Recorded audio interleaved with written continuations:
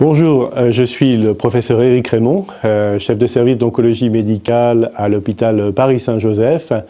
Et c'est avec plaisir qu'avec le professeur Shavdar Pavlov, nous avons l'honneur de vous recevoir tous aujourd'hui pour parler de la maladie métabolique et de ses définitions, des conséquences médicales et des approches thérapeutiques qui devront nous aider à prendre en charge nos patients.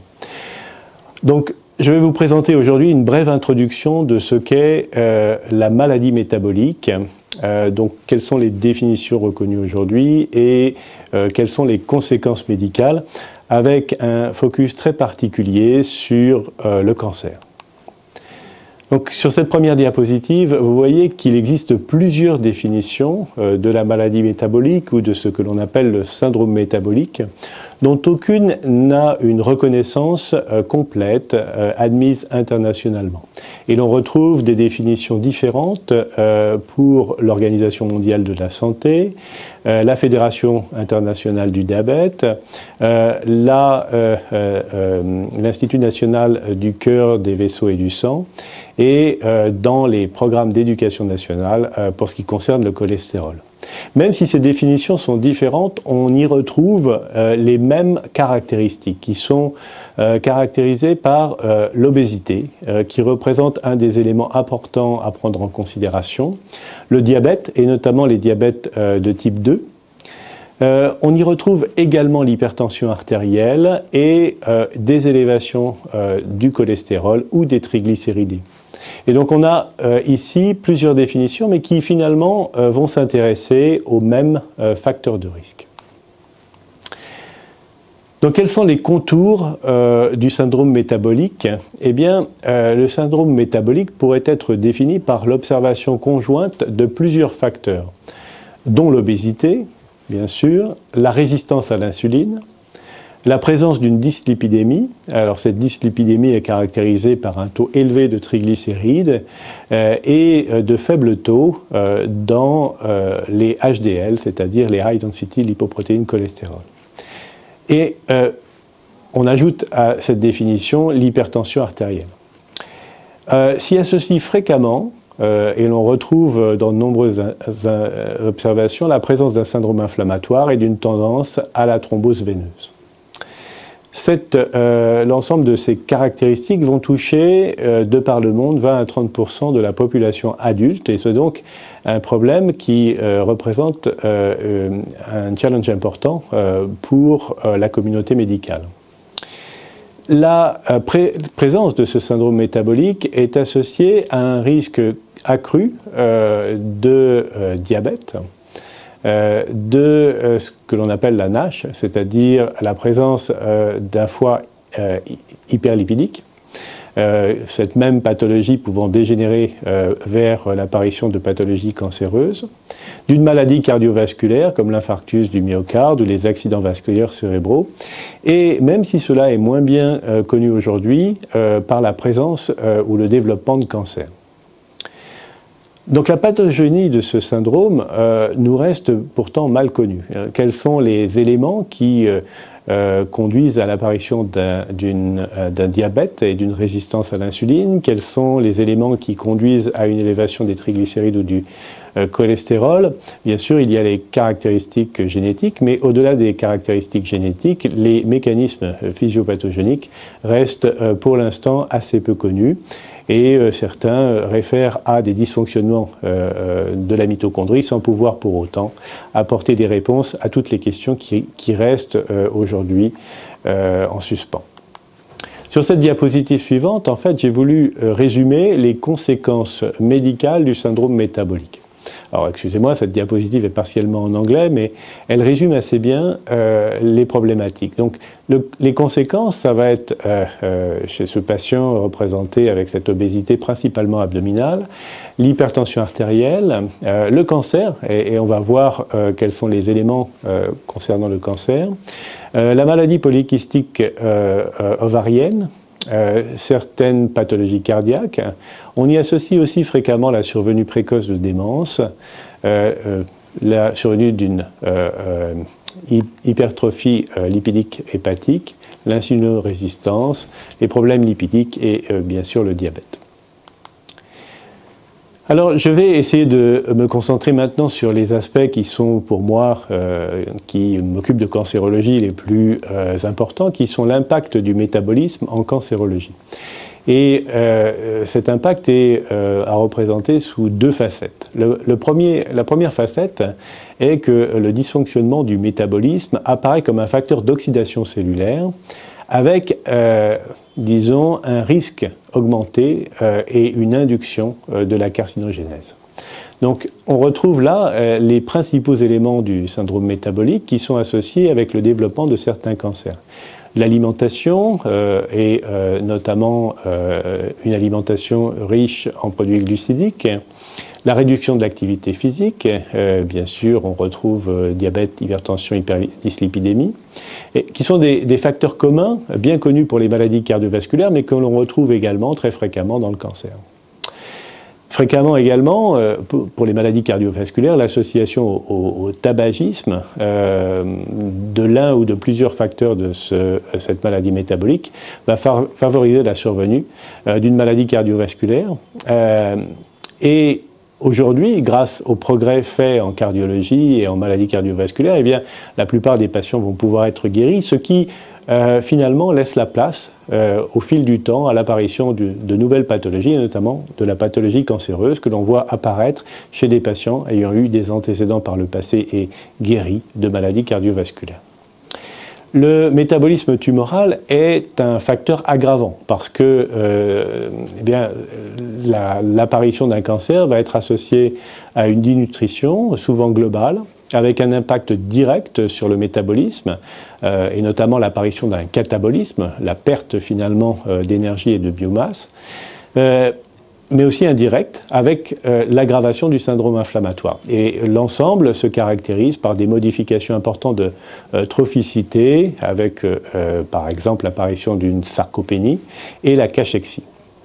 Et puis, dans la prise en charge des patients, on va voir apparaître également l'aggravation des comorbidités associées aux conséquences de ce syndrome métabolique. Et donc, dans la prise en charge des patients, on va avoir affaire finalement à des facteurs de risque qui deviennent à la fois des facteurs aggravants, mais aussi des comorbidités dont il va falloir essayer de gérer les conséquences lors de la prise en charge du patient pour son cancer.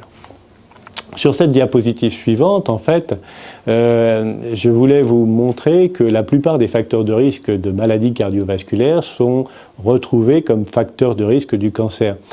C'est quelque chose qui, parfois, est totalement oublié, mais pour beaucoup de carcinomes, eh bien, comme exposé sur cette diapositive, l'obésité, par exemple, est un facteur favorisant, avec des risques relatifs qui sont parfois relativement importants, de l'adénocarcinome de l'œsophage chez la femme, des tumeurs endométriales, des cancers de la vésicule biliaire, des cancers du rein, des cancers du côlon et des cancers du pancréas.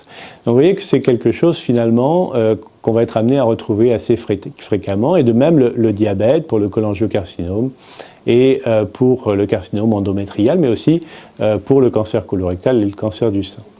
L'hypertension artérielle, si elle semble associée à un risque relatif un peu moindre, en fait, est retrouvée fréquemment dans les cancers du foie, les cancers du rein, les cancers de l'œsophage et d'autres cancers comme les cancers ORL.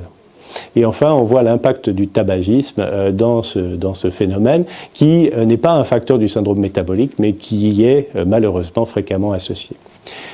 Enfin, le type de régime, alors c'est quelque chose de parfois difficile à évaluer, mais disons les régimes pauvres en fibres et riches en graisse et en sucre, finalement, sont également des facteurs de risque, fréquemment associés également au manque d'activité physique, notamment chez les patients qui sont en surpoids ou en obésité caractérisée morbide.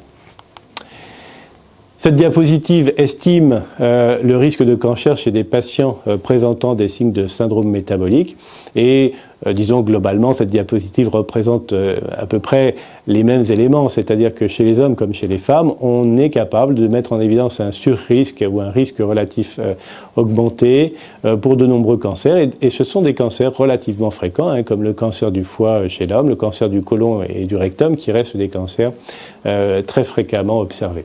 Le cancer du pancréas, pour lesquels les statistiques sont un peu moindres, parce que sa fréquence est également moindre, est fréquemment retrouvé chez des patients également qui présentent des éléments du syndrome métabolique.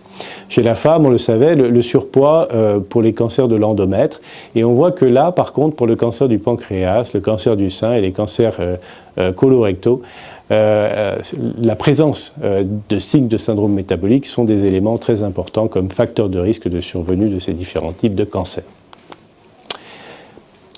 Je voulais aussi parler des changements, parce qu'une fois que le cancer s'est développé, une fois que ces facteurs de risque vont avoir amené à des troubles oxydatifs, eh bien, le développement tumoral requiert des changements du métabolisme cellulaire, mais aussi du métabolisme général.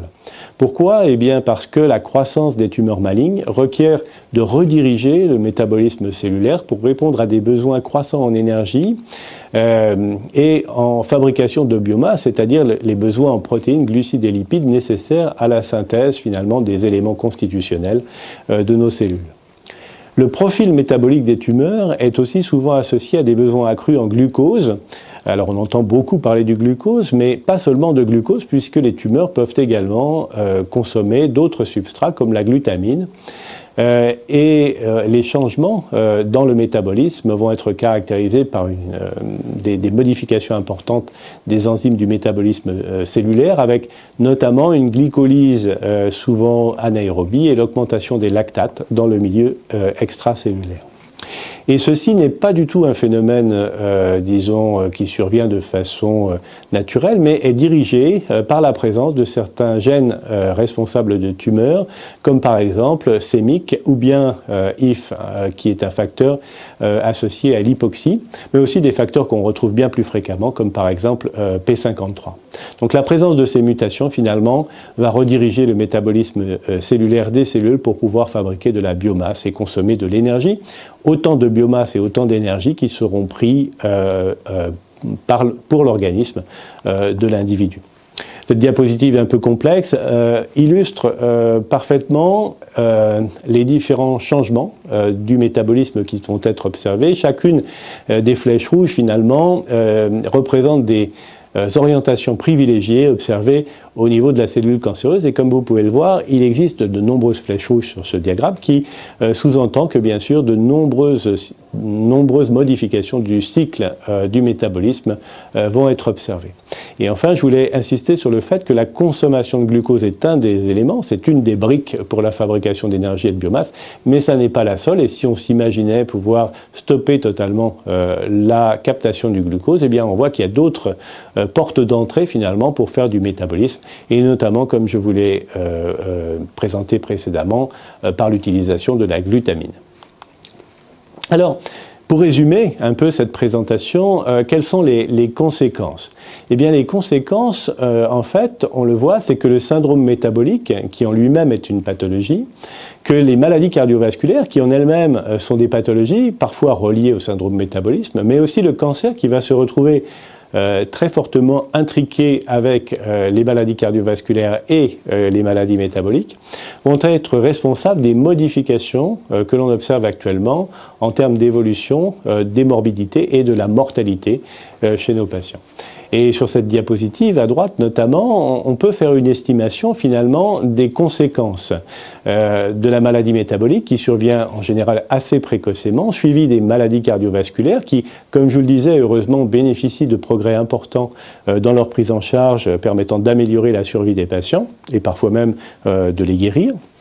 Et l'apparition finalement dans un troisième temps de la pathologie cancéreuse qui survient finalement à partir des mêmes causes mais plus tardivement et dont la prise en charge doit tenir compte finalement d'un passif représenté par l'existence d'une maladie métabolique préexistante et de maladies cardiovasculaires très fréquemment préexistantes également. Pour résumer cette brève présentation d'introduction, Je voudrais juste vous indiquer que bien que la définition précise du syndrome métabolique reste à préciser, les facteurs de risque qui y sont associés sont des éléments que nous prenons tous, comme médecins prenant en charge des patients, en compte dans la survenue de pathologies sévères, comme la maladie cardiovasculaire, le diabète, mais aussi, comme je vous l'ai montré, pour le cancer. Et ces éléments ont un impact important sur la mortalité en eux-mêmes. La prise en charge des facteurs associés au syndrome métabolique permet de réduire la mortalité par maladie cardiovasculaire, mais cette présentation, je l'espère, vous aura montré que cela devrait aussi permettre une diminution, éventuellement, de la mortalité par cancer. Et finalement, la prise en charge des cancers, lorsqu'ils surviennent, doit tenir compte finalement des perturbations du syndrome métabolique. Alors, la présence d'une obésité, d'un diabète, on sait tous que cela va modifier la prise en charge à la fois chirurgicale, mais aussi pose des problèmes de radiothérapie en termes de dosimétrie, mais aussi pose des problèmes en termes de dose de chimiothérapie à utiliser. Et que les troubles métaboliques en rapport avec la maladie cancéreuse, et notamment le catabolisme et la consommation d'énergie, va être responsable d'anomalies, et que les deux peuvent survenir chez le même individu. Il n'est pas rare d'avoir à prendre en charge des patients qui sont obèses et dénutris, ce qui peut paraître au départ antinomique, mais qui en réalité est un problème médical important. J'espère vous avoir fait une brève synthèse de cette présentation. Et je l'espère, mes collègues qui vont détailler l'ensemble de ces éléments ultérieurement apporteront les réponses que vous vous posez et sinon répondront à toutes les questions que vous aurez à leur poser. Merci beaucoup pour votre attention.